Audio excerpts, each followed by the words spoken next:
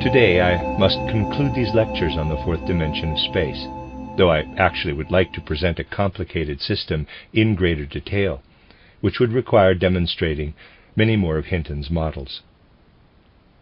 All I can do is refer you to his 3 thorough and insightful books. Of course, no one who is unwilling to use analogies, such as those presented in the previous lectures, will be able to acquire a mental image of four-dimensional space. A new way of developing thoughts is needed. Now, I would like to develop a real image, parallel projection, of a tesseract. We saw that a square in two-dimensional space has 4 edges. Its counterpart in 3 dimensions is the cube, which has 6 square sides. See figure 42. The 4-dimensional counterpart is the tesseract, which is bounded by 8 cubes. Consequently, the projection of a tesseract into 3-dimensional space consists of 8 interpenetrating cubes. We saw how these 8 cubes can coincide in 3-dimensional space. I will now construct a different projection of a tesseract. Imagine holding a cube up to the light so that it casts a shadow on the board. We can then trace the shadow with chalk. See figure 43. As you see, the result is a hexagon. If you imagine the cube as transparent, you can see that in its projection onto a plane, the 3 front faces coincide with the 3 rear faces to form the hexagonal figure. To get a projection that we can apply to a tesseract, please imagine that the cube in front of you is positioned so that the front point A exactly covers the rear point C. If you then eliminate the 3rd dimension, the result is once again a hexagonal shadow. Let me draw this for you. See figure 44. When you imagine the cube in this position, you see only its 3 front faces. The 3 other faces are concealed behind them. The faces of the cube appear foreshortened, and its angles no longer look like right angles. Seen from this perspective, the cube looks like a regular hexagon. Thus we have created an image of a 3-dimensional cube in 2-dimensional space. Because this projection shortens the edges and alters the angles, we must imagine the 6 square faces of the cube as rhombuses. Now, let's repeat the operation of projecting a 3-dimensional cube onto a plane with a 4-dimensional figure that we project into 3-dimensional space. We will use parallel projection to depict a tesseract, a figure composed of 8 cubes, in the 3rd dimension. Performing this operation on a cube results in 3 visible and 3 invisible edges. In reality, they jut into space and do not lie flat in the plane of projection. Now imagine a cube distorted into a rhombic parallelepiped. If you take 8 such figures, you can assemble the structures defining a tesseract so that they interpenetrate and doubly coincide with the rhombic cubes in a rhombic dodecahedron. See figure 45. This figure has one more axis than a 3-dimensional cube. Naturally, a 4-dimensional figure has 4 axes. Even when its components interpenetrate, 4 axes remain. Thus, this projection contains 8 interpenetrating cubes, shown as rhombic cubes. A rhombic dodecahedron is a symmetrical image or shadow of a tesseract projected into 3-dimensional space.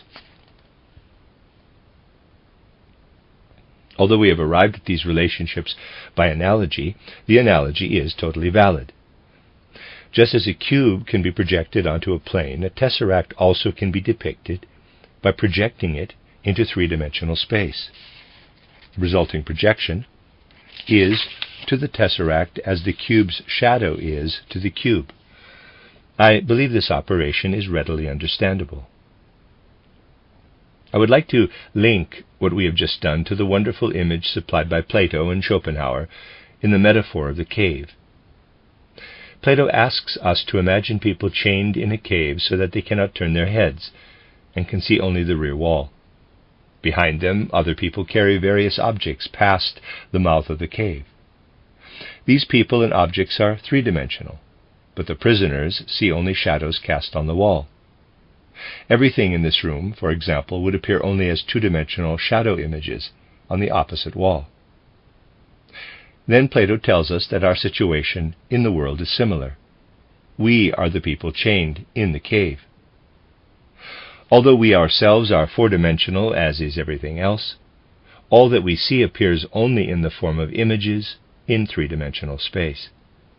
According to Plato, we are dependent on seeing only the three-dimensional shadow images of things instead of their realities. I see my own hand only as a shadow image. In reality, it is four-dimensional. We see only images of four-dimensional reality, images like that of the tesseract that I showed you. In ancient Greece, Plato attempted to explain that the bodies we know are actually four-dimensional, and that we see only their shadow images in three-dimensional space. This statement is not completely arbitrary, as I will explain shortly. Initially, of course, we can say that it is mere speculation. How can we possibly imagine that there is any reality to these figures that appear on the wall? But now, imagine yourself sitting here in a row, unable to move. Suddenly the shadows begin moving. You cannot possibly conclude that the images on the wall could move without leaving the second dimension. When an image moves on the wall, something must have caused movement of the actual object, which is not on the wall. Objects in three-dimensional space can move past each other, something their two-dimensional shadow images cannot do if you imagine them as impenetrable, that is, as consisting of substance. If we imagine these images to be substantial, they cannot move past each other without leaving the second dimension. As long as the images on the wall remain motionless, I have no reason to conclude that anything is happening away from the wall, outside the realm of two-dimensional shadow images. As soon as they begin to move, however, I am forced to investigate the source of the movement, and to conclude that the change can originate only in a movement outside the wall, in a third dimension. Thus the change in the images has informed us that there is a third dimension in addition to the second. Although a mere image possesses a certain reality and very specific attributes, it is essentially different from the real object. A mirror image, too, is undeniably a mere image. Readers aside, that last one is M-E-R-E. In other words, a mirror image, too, is undeniably a mere image. M-E-R-E. End of readers aside. You see yourself in the mirror, but you are also present out here. Without the presence of a third element, that is, a being that moves, you cannot really know which one is you. The mirror image makes the same movements as the original. It has no ability to move itself, but is dependent on the real object, the being. In this way we can distinguish between an image and a being, by saying that only a being can produce change or movement out of itself. I realize that the shadow images on the wall cannot make themselves move. Therefore, they are not beings. I must transcend the images in order to discover the beings. Now apply this train of thought to the world in general. The world is three-dimensional. But if you consider it by itself, grasping it in thought, you will discover that it is essentially immobile. Even if you imagine it frozen at a certain point in time, however, the world is still three-dimensional. In reality, the world is not the same at any 2 points in time. It changes. Now imagine the absence of these different moments. What is, remains. If there were no time, the world would never change. But even without time or changes, it would still be three-dimensional. Similarly, the images on the wall remain two-dimensional. But the fact that they change suggests the existence of a third dimension. That the world is constantly changing, but would remain three-dimensional even without change, suggests that we need to look for the change in a fourth dimension. The reason for change, the cause of change, the activity of change, must be sought outside the third dimension. At this point you grasp the existence of the fourth dimension and the justification for Plato's metaphor. We can understand the entire three-dimensional world as the shadow projection of a four-dimensional world. The only question is how to grasp the reality of this fourth dimension. Of course, we must understand that it is impossible for the fourth dimension to enter the third directly. It cannot. The fourth dimension cannot simply fall into the third dimension. Now, I would like to show you how to acquire a concept of transcending the third dimension. In one of my earlier lectures here, I attempted to awaken a similar idea in you. Imagine that we have a circle. If you picture this circle getting bigger and bigger, so that any specific segment becomes flatter and flatter, the diameter eventually becomes so large that the circle is transformed into a straight line. A line has only one dimension, but a circle has two. How do we get back into two dimensions? By bending the straight line to form a circle again. When you imagine curving a circular surface, it first becomes a bowl, and eventually, if you continue to curve it, a sphere. A curved line acquires a second dimension, and a curved plane a third. And if you could still make a cube curve, it would have to curve into the fourth dimension, and the result would be a spherical tesseract. A spherical surface can be considered a curved two-dimensional figure. In nature, the sphere appears in the form of the cell, the smallest living being. The boundaries of a cell are spherical. Here we have the difference between the living and the lifeless. Minerals in their crystalline form are always bounded by planes, by flat surfaces, while life is built up out of cells and bounded by spherical surfaces. Just as crystals are built up out of flattened spheres or planes, life is built up out of cells or abutting spheres. The difference between the living and the lifeless lies in the character of their boundaries. An octahedron is bounded by 8 triangles. When we imagine its 8 sides as spheres, the result is an 8-celled living thing. When you, in quotes, curve a cube, which is a 3-dimensional figure, the result is a 4-dimensional figure, the spherical tesseract. But if you curve all of space, the resulting figure relates to 3-dimensional space as a sphere relates to a plane. As a 3-dimensional object, a cube, like any crystal, is bounded by planes. The essence of a crystal is that it is constructed of flat boundary planes. The essence of life is that it is constructed of curved surfaces, namely cells, while a figure on a still higher level of existence would be bounded by 4-dimensional structures. A 3-dimensional figure is bounded by 2-dimensional figures. A 4-dimensional being, that is, a living thing, is bounded by 3-dimensional beings, namely spheres and cells. A 5-dimensional being is bounded by 4-dimensional beings, namely spherical tesseracts. Thus we see the need to move from 3-dimensional beings to 4-dimensional and then 5-dimensional beings. What needs to happen with a 4-dimensional being? A change must take place within the 3rd dimension. In other words, when you hang pictures, which are 2-dimensional, on the wall, they generally remain immobile. When you see 2-dimensional images moving, you must conclude that the cause of the movement can lie only outside the surface of the wall. That is, that the 3rd dimension of space prompts the change. When you find changes taking place within the 3rd dimension, you must conclude that a 4th dimension has an effect on beings who experience changes within their 3 dimensions of space. We have not truly recognized a plant when we know it only in its 3 dimensions. Plants are constantly changing. Change is an essential aspect of plants, a token of a higher form of existence. A cube remains the same. Its form changes only when you break it. A plant changes shape by itself, which means that the change must be caused by some factor that exists outside the 3rd dimension and is expressed in the fourth dimension. What is this factor? You see, if you draw this cube at different points in time, you will find that it always remains the same.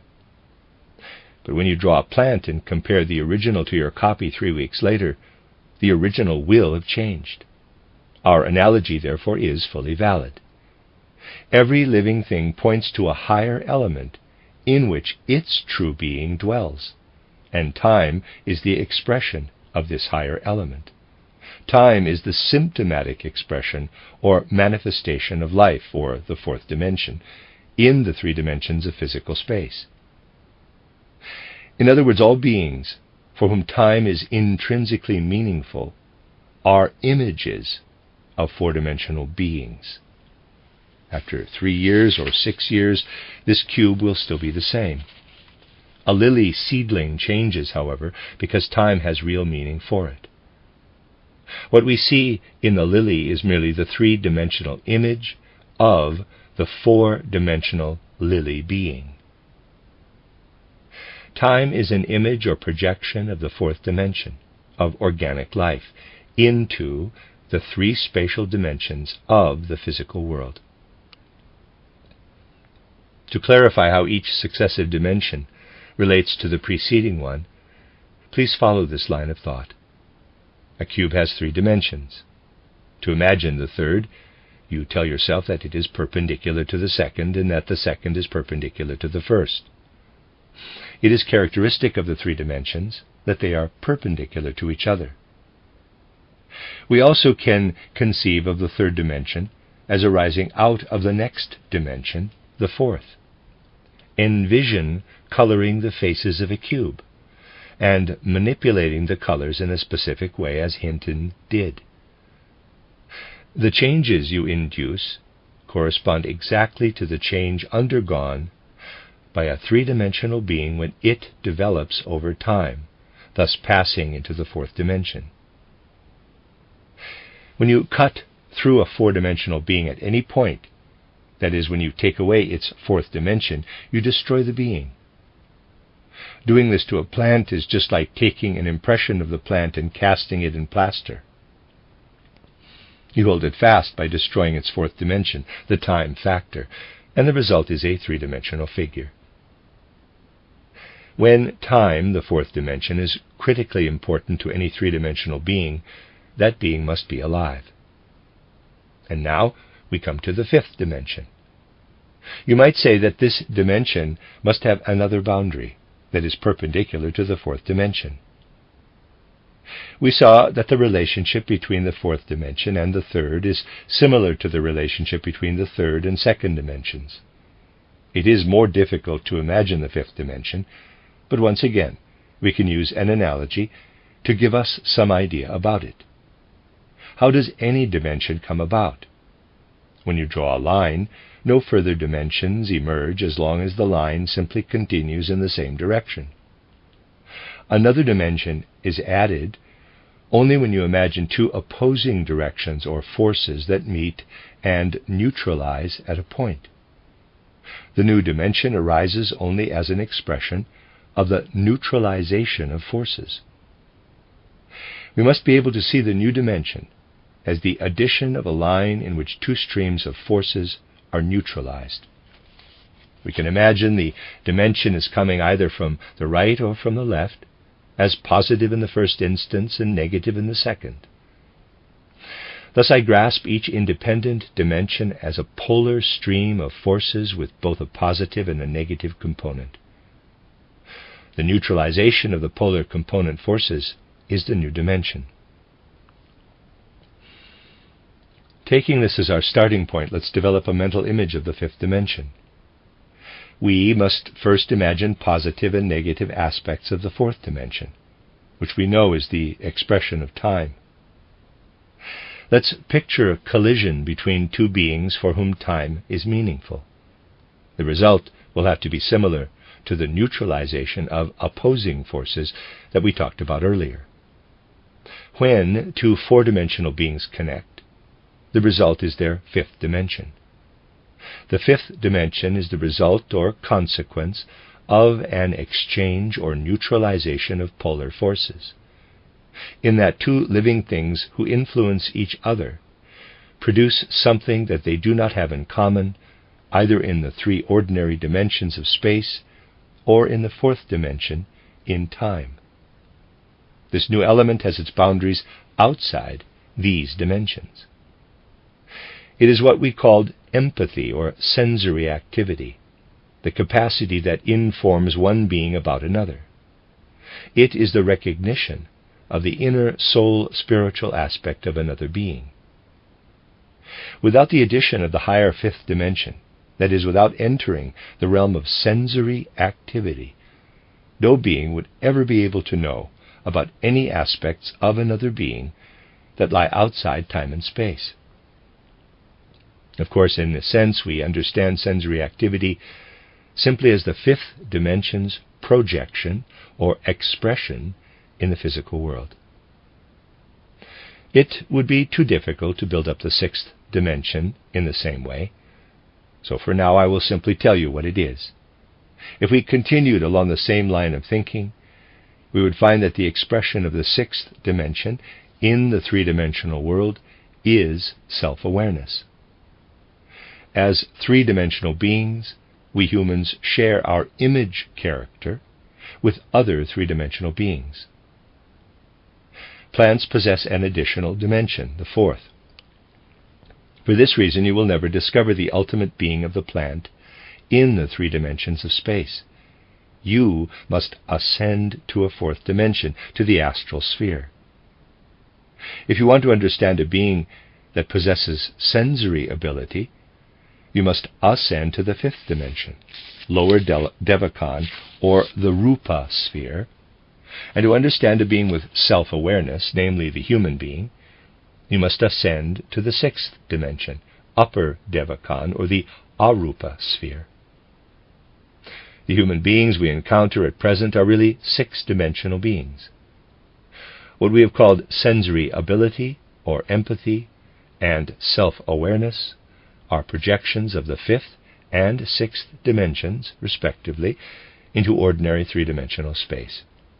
Albeit unconsciously for the most part, human beings extend all the way into these spiritual spheres. Only there can their essential nature be recognized. As six-dimensional beings, we understand the higher worlds only when we attempt to relinquish the characteristic attributes of lower dimensions. I cannot do more than suggest why we believe the world to be merely three-dimensional. Our view is based on seeing the world as a reflection of higher factors. The most you can see in a mirror is a mirror image of yourself. In fact, the three dimensions of our physical space are reflections, material images of three higher, causal, creative dimensions. Thus, our material world has a polar, spiritual counterpart in the group of the three next higher dimensions, that is, in the fourth, fifth, and sixth. Similarly, the fourth through sixth dimensions have their polar counterparts in still more distant spiritual worlds, in dimensions that remain a matter of conjecture for us. Consider water, and water that has been allowed to freeze. In both cases, the substance is the same, but water and ice are very different in form. You can imagine a similar process taking place with regard to the three higher human dimensions. When you imagine human beings as purely spiritual beings, you must envision them as possessing only the three higher dimensions of self-awareness, feeling, and time, and that these dimensions are reflected in the three ordinary dimensions in the physical world. When yogis, students of esotericism, want to ascend to knowledge of the higher worlds, they must gradually replace reflections with realities. For example, when they consider a plant, they must learn to replace the lower dimensions with the higher ones. Learning to disregard one of a plant's spatial dimensions and substitute the corresponding higher dimension, namely time, enables them to understand a two-dimensional being that is moving. What must students of esotericism do to make this being correspond to reality, rather than remaining a mere image? If they were simply to disregard the third dimension and add the fourth, the result would be something imaginary. The following thought will help us move toward an answer. By filming a living being, even though we subtract the third dimension from events that were originally three-dimensional, the succession of images adds the dimension of time. When we then add sensory ability to this animated image, we perform an operation similar to the one I described as curving a three-dimensional figure into the fourth dimension. The result of this operation is a four-dimensional figure whose dimensions include two of our spatial dimensions and two higher ones, namely time and sensory ability. Such beings do indeed exist, and now that I have come to the real conclusion of our study of the dimensions, I would like to name them for you. Imagine two spatial dimensions, that is, a plane, and suppose that this plane is endowed with movement. Picture it curving to become a sensate being, pushing a two-dimensional surface in front of it. Such a being is very dissimilar to and acts very differently from a three-dimensional being in our space. The surface being that we have constructed is completely open in one direction. It looks two-dimensional, it comes toward you, and you cannot get around it. This being is a radiant being. It is nothing other than openness in a particular direction. Through such a being, initiates then become familiar with other beings whom they describe as divine messengers, approaching them in flames of fire. The description of Moses receiving the 10 Commandments on Mount Sinai shows simply that he was approached by such a being and could perceive its dimensions. This being, which resembled a human being minus the third dimension, was active in sensation and time. The abstract images in religious documents are more than mere outer symbols. They are mighty realities that we can learn about by taking possession of what we have been attempting to understand through analogies. The more diligently and energetically you ponder such analogies, the more eagerly you submerge yourself in them, the more they work on your spirit to release higher capacities. This applies, for example, to the explanation of the analogy between the relationship of a cube to a hexagon and that of a tesseract to a rhombic dodecahedron. The latter is the projection of a tesseract into the three-dimensional physical world.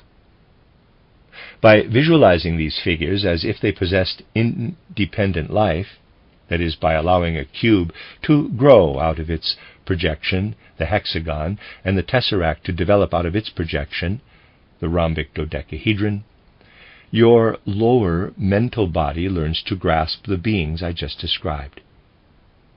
When you not only have followed my suggestions, but also have made this operation come alive, as esoteric students do, in full waking consciousness, you will notice that four-dimensional figures begin to appear in your dreams.